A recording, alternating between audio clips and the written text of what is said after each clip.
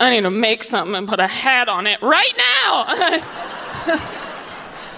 It came from somewhere inside me I didn't know existed. I felt like a young boy who'd just seen porn for the first time. Just like, what's happening to my body? I have to go home forever. I do still get annoyed with other people's kids, which I think will keep me empty a little bit longer. Like, my biggest pet peeve are those babies that wave at you from strollers.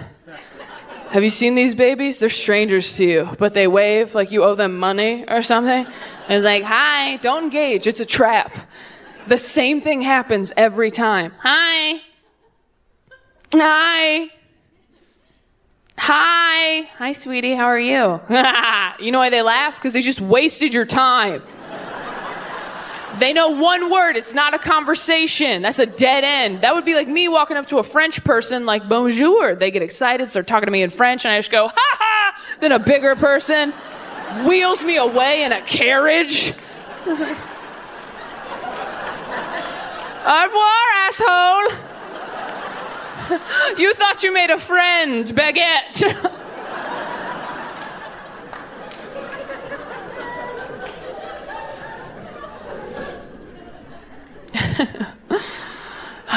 I do want to have kids, but I want to make sure before I have them that I have made enough mistakes so that I give great advice as a parent. You have to make mistakes, learn from them, and then you give amazing advice. My dad read his Bible every night. He got a scholarship to college. He married my mom, and then he had us. His advice was terrible. He'd be like, don't do that. And we're like, why? And he's like, I don't know, kid. I read it in a book. I've never really lived. Joel Osteen pose. My uncle was a drug-dealing alcoholic who got shot in the 90s. I listen to everything that man says. Because he can back it up. He's like, don't do that. Why? Because Uncle Larry P's sitting down now.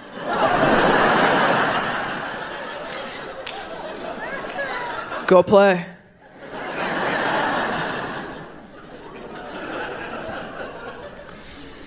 I just don't want to be one of these people that has kids too soon before I think about what it's going to be like. Like, my biggest fear is the technology thing. Like, my kids are always going to have the internet. And don't get me wrong, I'm young. I had the internet pretty early. I got the internet just as I was going through puberty, which was awesome. I had a magic box I could hop on and be like, is this hairnormal.com, upload picture? And then someone from Arkansas is like, you're probably fine. And I'm like, cool, I'm getting back on my bike. Like, I don't know what people did during puberty before the internet, just like read Judy Blume until they started tingling. Like, what happened? Can you imagine going through puberty in the 1300s? Back then you were alone. Something weird was happening downstairs. You're like, that's a little strange. Hope I'm not a witch. I can't go swimming. My daughter will always have the internet. From the time that she is born to the time she dies, she's always going to have it. And I have to explain to her that the internet is the most beautiful, amazing, disgusting, horrifying thing in the universe. How do you do that in a balanced, measured way? Just like, hey, sweetie, have so much fun on the internet, talk to your friends, do your homework, but be careful, because a lot of people in there want to kill you. Everyone on the internet wants to kill me. No, not everybody. Some of them are just nice kids from Arkansas who want to let you know your pubic hair is A-okay. But yeah, some of them want to wear you like a skin jacket. So just please look out for mommy, okay? But you met daddy on the internet. That's different. I met your daddy on a dating app. He sent me a very thoughtful emoji. And just really saw me for me. But how did you know daddy wasn't a bad internet person who wanted to kill you? Look, you little bitch, I didn't, okay? I didn't, but mommy was going through a dry spell. Your daddy had nice shoulders, so I took a fucking chance. Tale as old as time.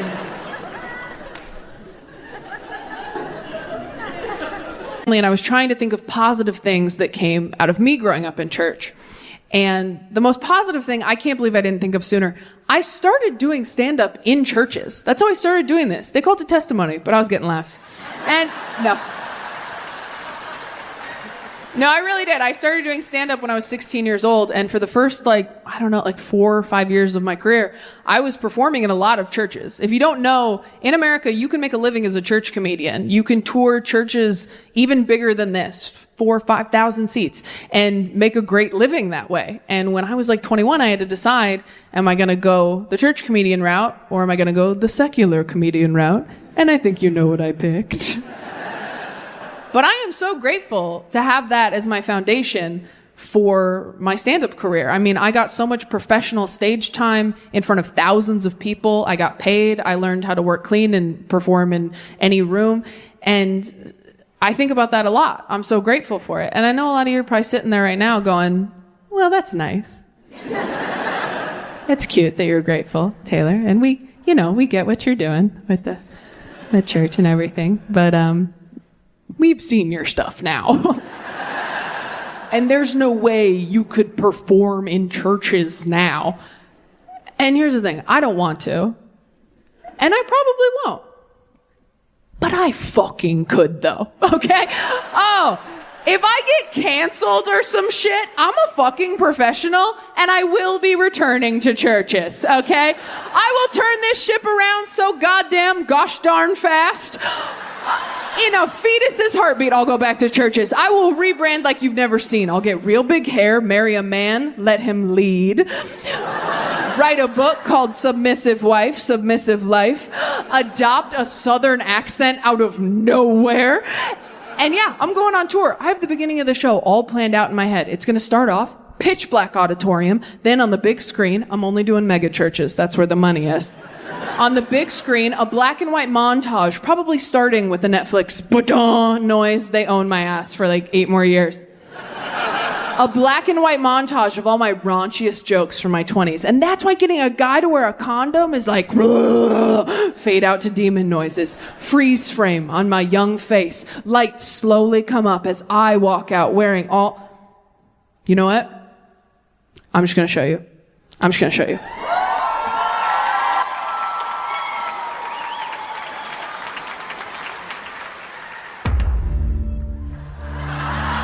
This is how you get pussy! I came so hard. I'll have you know, in bed, I am a wild animal, okay? And that's when I stopped believing in God. Go home and Google porn for women, okay? I lost my virginity late. I lost it when I was financially independent. You guys, I'm literally fucking the patriarch. Are you wet? Let me feel. Yeah, I grew up with God. He's a douchebag. That joke makes it sound like I resent my religious upbringing. And I do, so I nailed it. Fucking hell! No Christian parents want to watch their daughter talk about depression and dick for an hour. Take that, Jesus! I don't know if any of you have tried to get a 20-something dude from a dating app to wear a condom lately, but it's sort of like trying to convince a 5-year-old to put a jacket on over his Halloween costume. That's when I stopped. And you guys think I haven't tried to masturbate? Yeah, fucking hell! Jesus!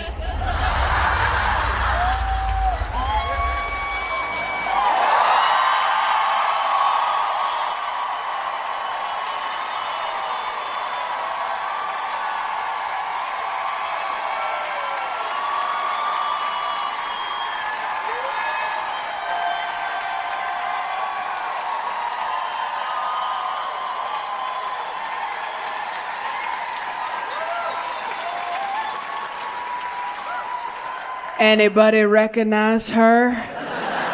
That was me, back when Satan had me in his clutches.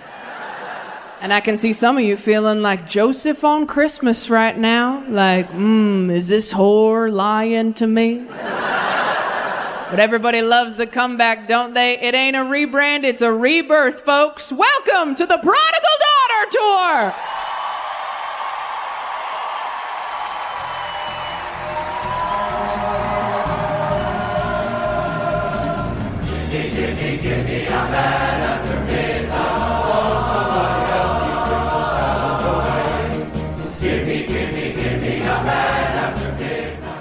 All right, here's some great Queer Awakenings people sent in. Really good. That was not the feedback I kept getting from romantic partners, by the way. That's not what finally made me get help. Every guy I've ever dated has told me I have trust issues, which is something liars say when you're onto them.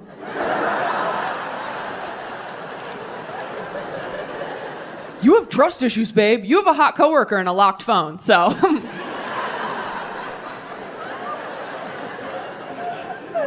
I have trust issues, but I earned them, okay?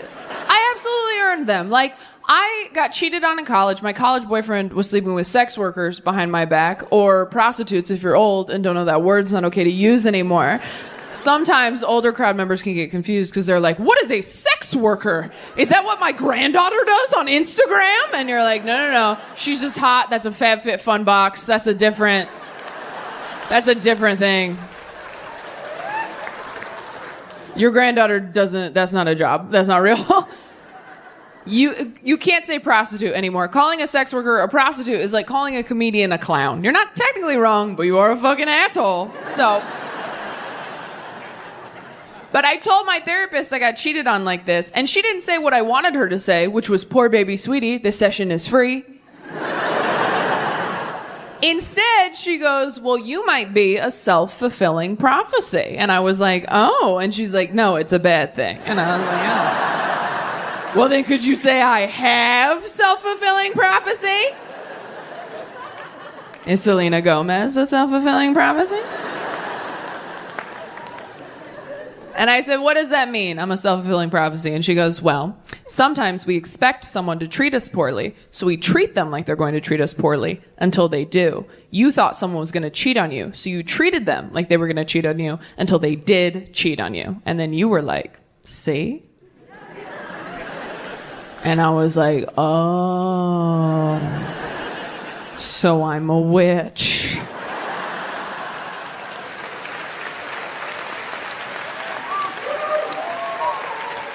And she's like, ooh, so close, you're a bitch. You gotta... That me, I'm like, whatever, all I heard was Gryffindor!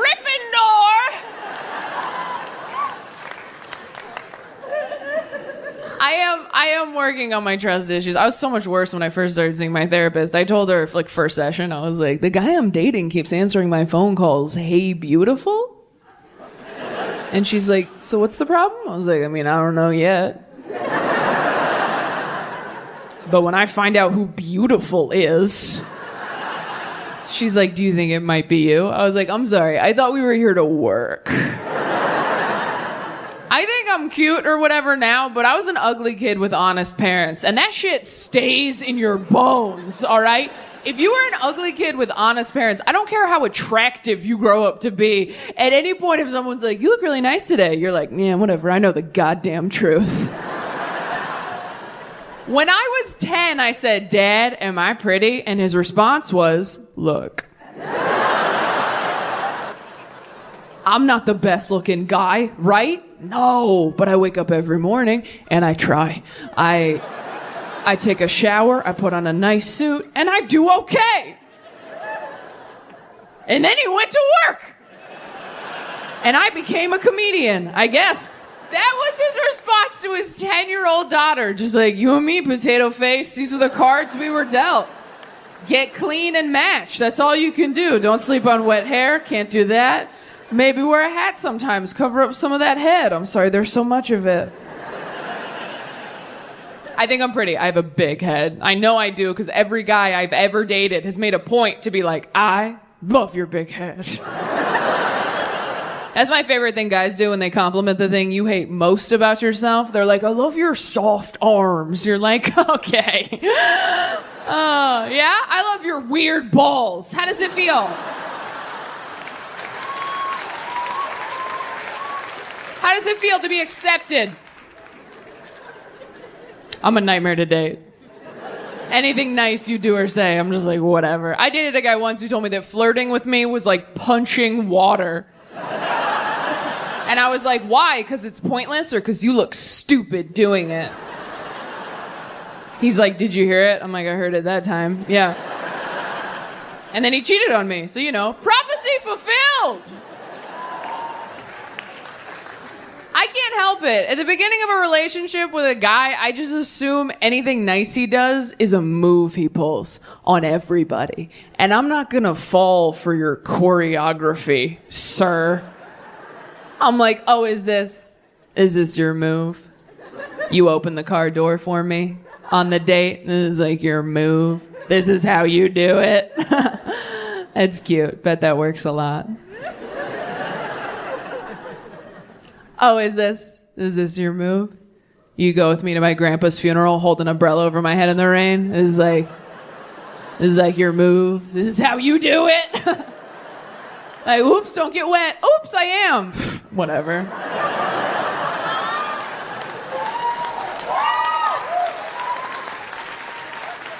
This ain't my first rodeo. I used to have 2 grandpas.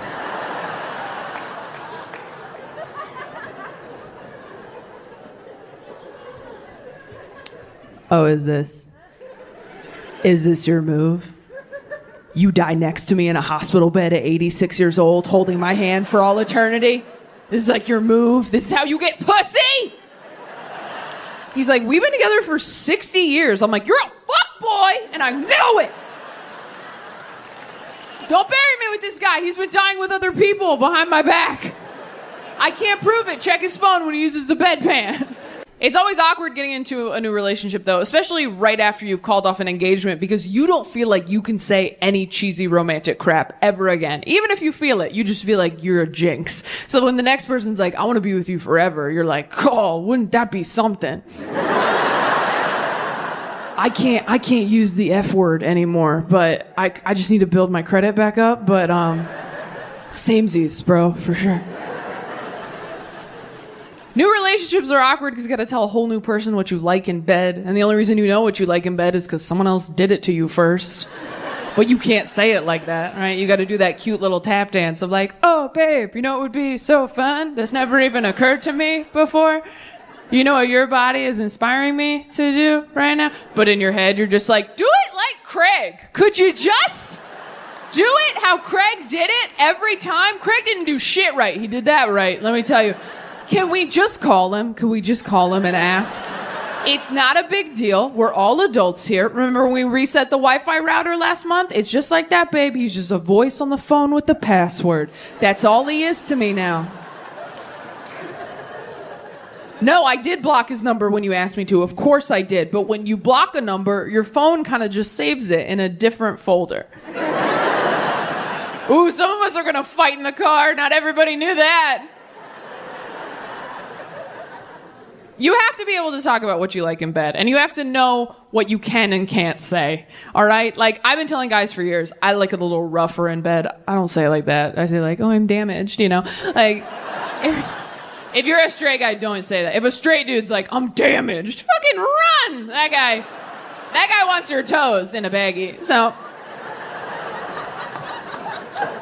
Sometimes you think you like something and you don't. I thought I liked dirty talk. Turns out I just like dirty phrases we agreed upon earlier. You ever tell someone you like dirty talk and then they hit you with something in bed and you're like, nah, that was not approved by corporate. No. I was having sex with a guy once. I was on top and he just went, look at you!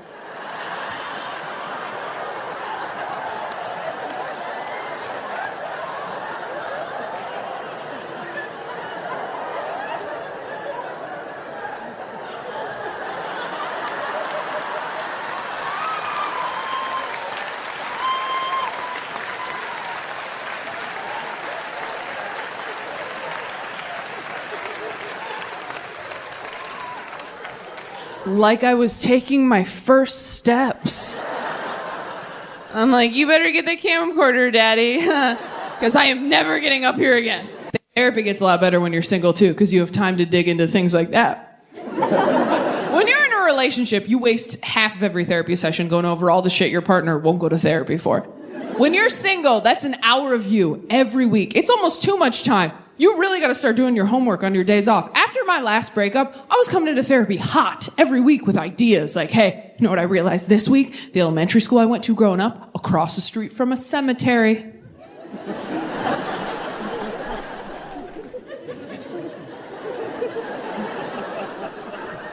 And she's like, okay. And I'm like, I don't know, but that really seems like something, doesn't it? I bring the ingredients, you bake the cake. I'm not a doctor. I went down deep inside me, found something scary, brought it back up to you. I was so brave. Where's my treat?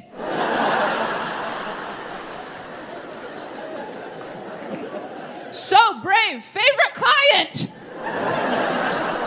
I really want to find out if I'm my therapist's favorite client. You can't just ask, they won't tell you. I've tried. The only way I can think to figure this out is to get in touch with another one of her clients. And then me and that client plan to call her over the weekend, separately, at the exact same time. Suicidal. And then we just see whose call she takes. We both want to end it. Who you want to keep here, Dr. S? And then whoever wins that face-off, we go to the next set of clients. And we just kind of do brackets, you know? Sort of like a March Sadness situation.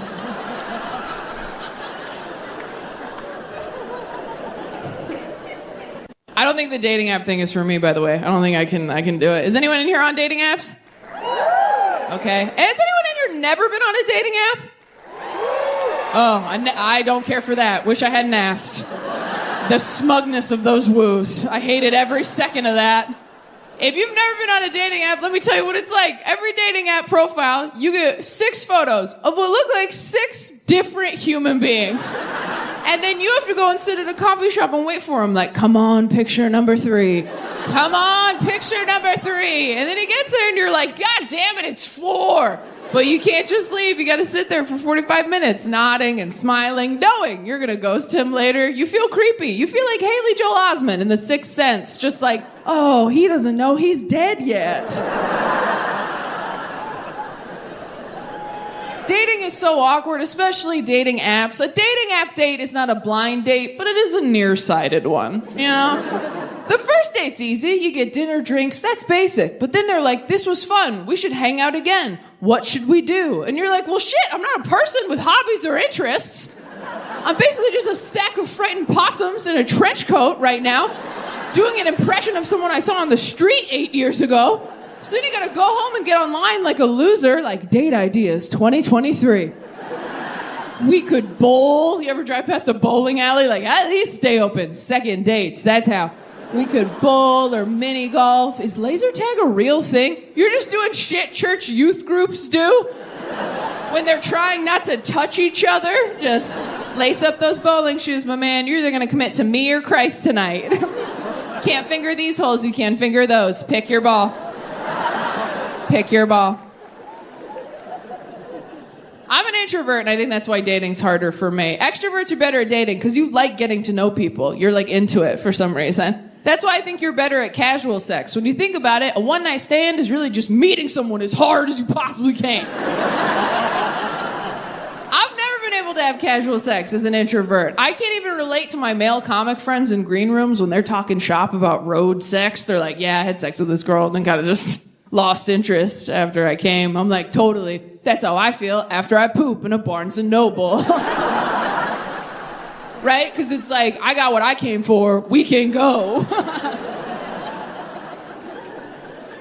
But those are my most fun friends to talk to. My friends who have casual sex regularly, I always want to hear their updates. I have a friend, she's on Tinder. I call her every Monday. I'm like, hey, how was your weekend? She goes, great. Remember that guy I told you about? He is so good at dirty talk, Taylor. I'm like, what's like good dirty talk, in your opinion? She goes, Parents are so nice to their kids now. It's crazy. I mean, parents apologize to their children. Did you know apologies went that direction? Did you know you could drive backwards on the freeway? It's crazy town out there. The closest my parents ever got to apologizing was this. You're okay. You're all right. You're okay was code for don't call anybody. Let's just chalk this up to a whoopsie daisy. I think mistakes were made on both sides. Walk it off, I love you. My friends talk to their children like they're human beings, like they're equals. They get down here at eye level, they make eye contact. I didn't know the color of my father's eyes till I was 22 years old. And that's just because his license fell out of his wallet once. And they're just down here like, hey, buddy, how's the Lunchable treating you? Good? Awesome. Well, if you have any feedback for me, notes, input of any kind, I would love to hear it. You know why? Because it's your childhood. I'm just honored to be a part of it. Anybody recognize any part of that speech? My parents were amazing parents. I love them very much. They did a fantastic job. But they were old school, tough love, no coddling parents, all right? When I was 15, I told my dad, I'm very depressed. I need to see a therapist. I've been thinking about killing myself. And he took a knife out of the knife drawer, shook it over his head, and went, be my guest.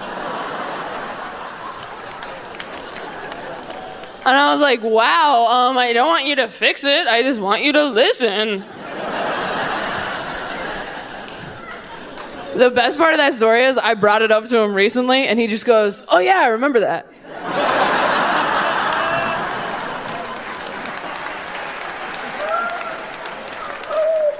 I'm like, yeah, me too. Every week in therapy. He's like, hey, I called your bluff though, didn't I? Aha! Look who's not dead, drama queen. I'm like, okay. Touche, big guy, only on the inside. Am I laughing? I've been practicing. There's no healthy fear of your parents anymore. Nobody's scared of their parents. I was terrified of my parents. I never talked back to my mom except for once. She was spanking me in the church parking lot because you got to get rid of those demons before you enter the house of the Lord. So she's cleansing her soul, a little pre-communion. And halfway through, I go, that didn't hurt. And she went black in the eyes. And in a voice I'd never heard, goes, oh, well then we're gonna have to make it hurt. And for the rest of my childhood, wooden spoon. She went Martha Stewart on my ass. I still cannot watch the Food Network. Great British Bake Off doesn't calm me down. But I never talk back again. You try to spank a kid now, they'll laugh in your face. They'll be bent over on the iPhone you pay for, looking up reasons why you're a dickhead. Just think, really? You're gonna go through with this even though psychology today says that you're undermining my well-being long term? All right, Eileen, you stupid bitch. You do what you gotta do.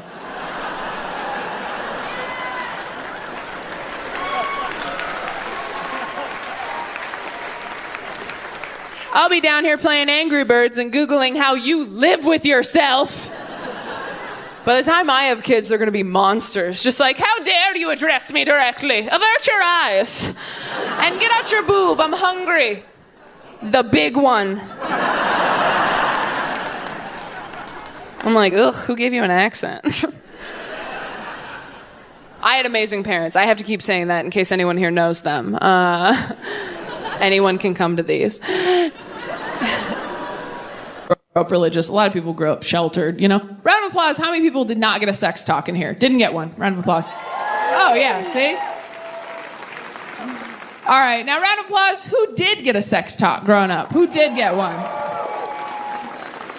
You did right here. Do you mind me asking you how old you were? Is it okay that I'm talking to you? I just want to make sure. If I talk to you and you're not into it, that's completely fine with me. I wouldn't talk to a live entertainer either. Do you consent to crowd work? I need a verbal yes, not just a thumbs up. Yes, see? Not that hard. That's how it's done. All right. All right. How old were you when you got the sex talk? 9. Okay. That seems a little early, but also kind of okay. I don't know how tall you were at 9. Right? Were you asking questions, or were your parents just like, it's time? My mom took me for a picnic in the garden. Your mom took you for a picnic in the garden? Fuck you so hard. Are you serious? Your mom took you to a picnic in the garden to tell you the horrors of sex. I'm sorry, I'm having an emotional reaction to that. That's the most beautiful thing I've ever heard. This secret garden sex talk. Holy shit, okay, wow. What's that like, Lorelai Gilmore? Fuck me.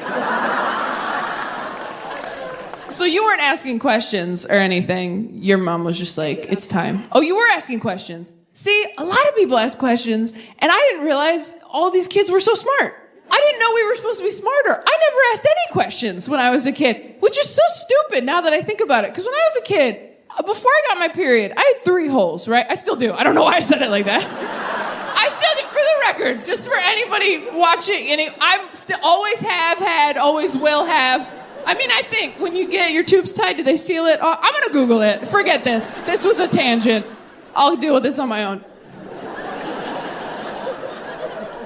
But before I got my period, I had 3 holes, and one of the holes wasn't doing anything, right? And I never thought to ask anyone around me, hey, what's this unemployed hole doing between my other 2 holes that are working pretty hard?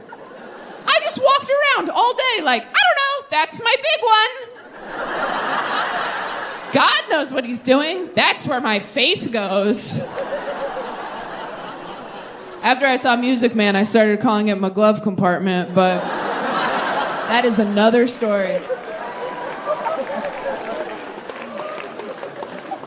This was my sex talk. So when I was 10, I read what sex was in a book, you know, not planning on it, just kind of like, oh my God, tried to forget.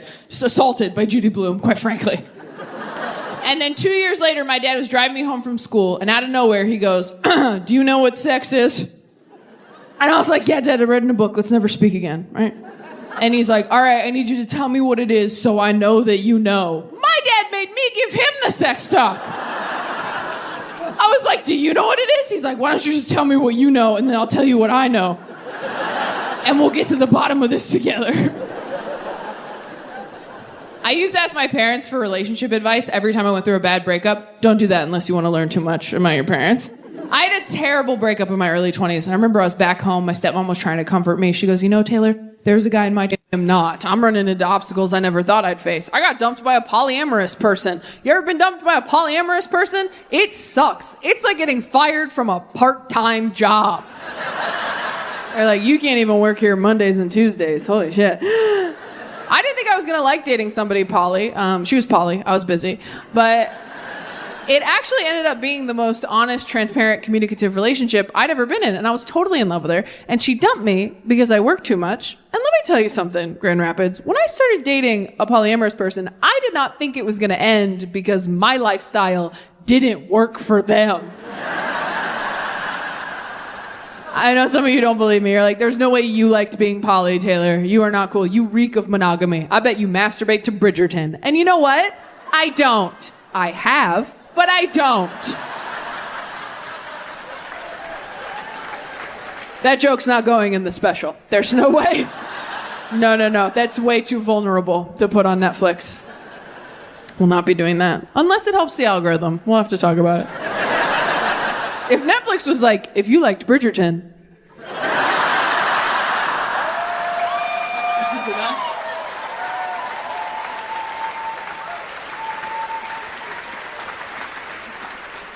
All Gen Z, they're all queer, they're all in serious relationships, and they are all so disappointed in me every time I start dating another straight white guy. They're like, come on, Taylor, fuck the patriarchy. I'm like, you guys, I'm literally fucking the patriarchy. Do you know how hard it is to continue dating straight men when you are surrounded by 3 queer relationships up close? Queer relationships are the most beautiful, thoughtful, creative things I've ever seen in my life. My sister and her partner are in a romance novel. Every time I talk to them, I'm like, hey, I know you had a hard week at work. You doing okay? And she's like, yeah, I did. So to cheer me up, my partner got me my favorite snack in a limited edition flavor. They got me a little vial of sand from the beach we went to on our first date. And you know how I always wanted an easy bake oven growing up and never got it? They found one on eBay. I'm like, oh my God, are they cheating on you? She's like, what? No, they just listen to me when I talk and remember things I say. And I'm like, what? No, go through their phone.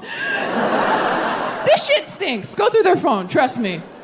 She's like, okay, how are you and your boyfriend doing, Taylor? I'm like, oh, we're good. My boyfriend bought me a hot dog because he wanted one, and I was there too. You had to be there. It was so romantic. He was like, what? Sorry, too, I guess. I don't mean to shit on straight guys. You're very sweet. I've dated a lot of you, but oh my God, you are so proud of yourselves for almost nothing in a relationship. It is impressive to watch. Honestly, a straight man will put a candle in his bathroom and be like, I changed my whole life for you. And you're like, you didn't even light it, man. It kind of smells like lavender if you get down real close. I'd trade this candle for a slice of empathy, if I'm being honest with you. Have you tried to explain the concept of empathy to a tall, handsome white guy? That is a delicate conversation. You're like, okay, imagine that you're me. But I'm not. Okay.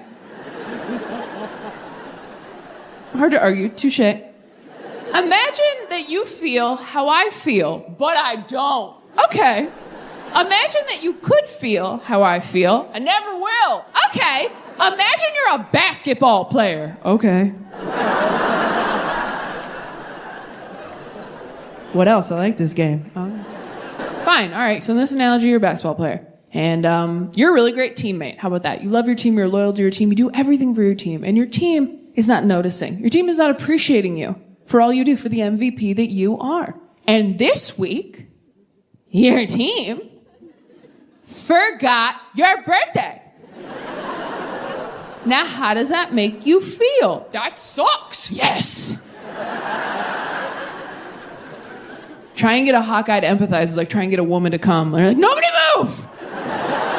We're so close. It's a car alarm. It's a car alarm. Stay focused, please. Work so hard. So anyway, I've been trying to figure out if I'm bisexual or if I do like having sex with men sometimes. I will say, does anyone like sucking dick for real? Does anyone really? Yeah. Oh, wow. Good for you. Just a quiet hand raise. That's beautiful.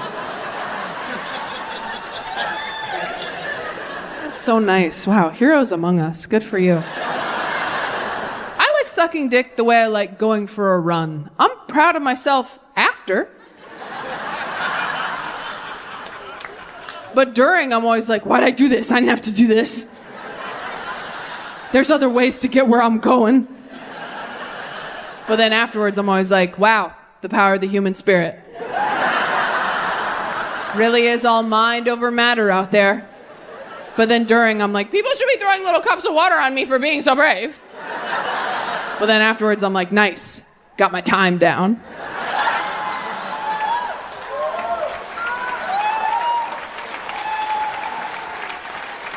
We're trying to get faster, not better. I remember I was so scared to start going down on women.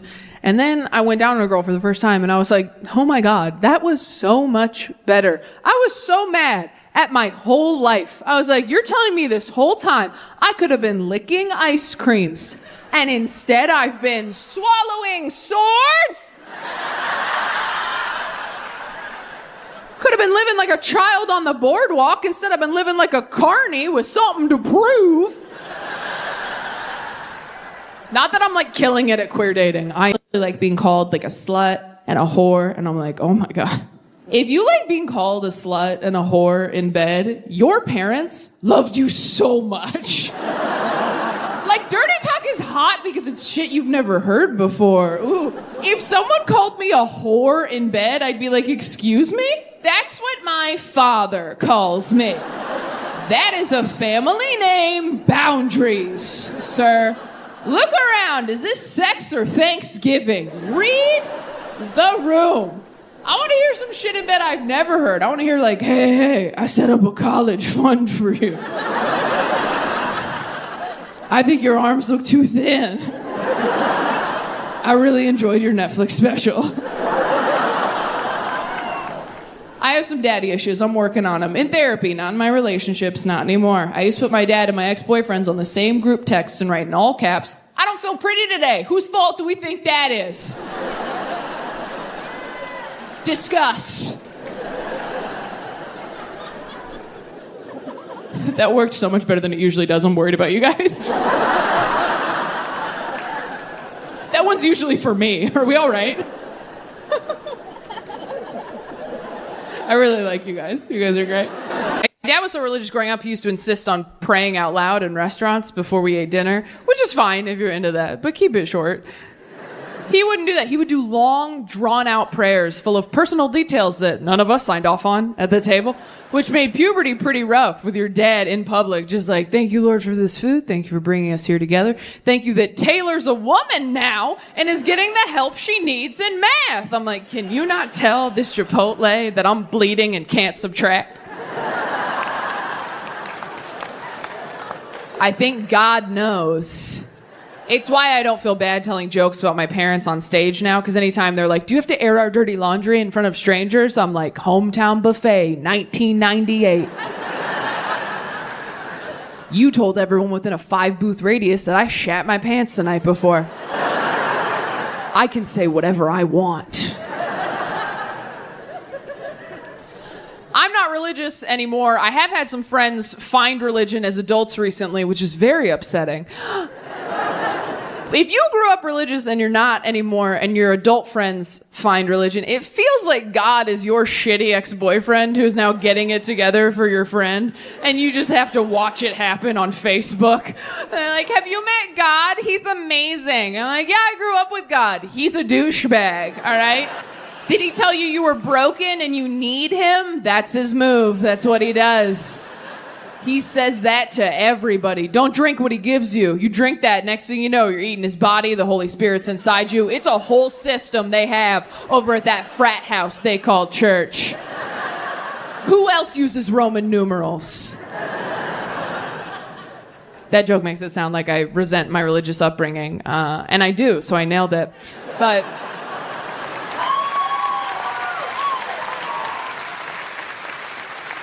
no, honestly, if I had to come up with some stuff that was like positive about me growing up religious, I'm sure I could with enough time and money.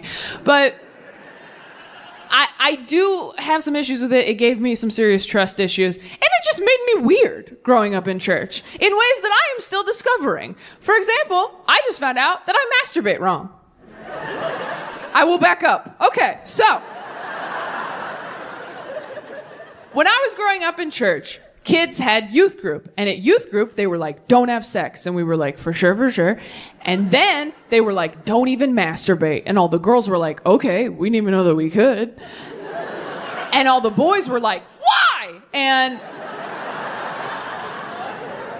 the way they explained it to us was, our youth pastor told us, he goes, it's not the physical act of masturbating that's the sin, you guys, all right? It's not even the orgasm. In fact, if you have a wet dream, thank God for the freebie and have an awesome day. But what are you thinking about while you're doing that to yourself, guys? That's what the sin is. It's the lust in your heart. It's the impure thoughts in your head. That is what the sin is. So when I got to be an adult and I wanted to masturbate, I was like, well, if I just don't think about anything,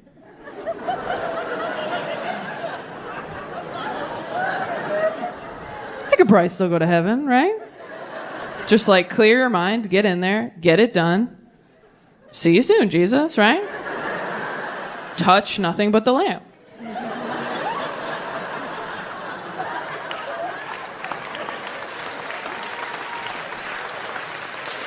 So I've been doing this my entire adult life. All my friends are like, you gotta meditate. I'm like, I think I do. And I do mean my entire adult life, by the way. I did not masturbate till I was a grown woman. I was that afraid of going to hell, all right? Yeah.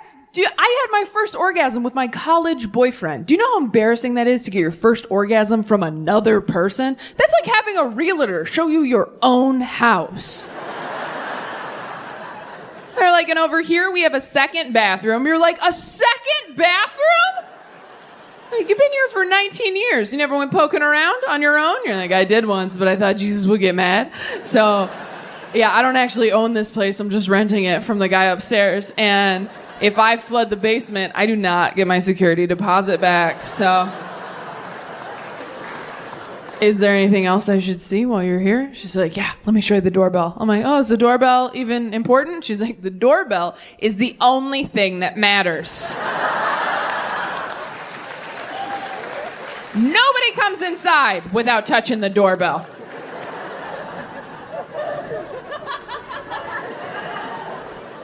Oh, but I did touch it. You didn't use enough pressure. It didn't light up.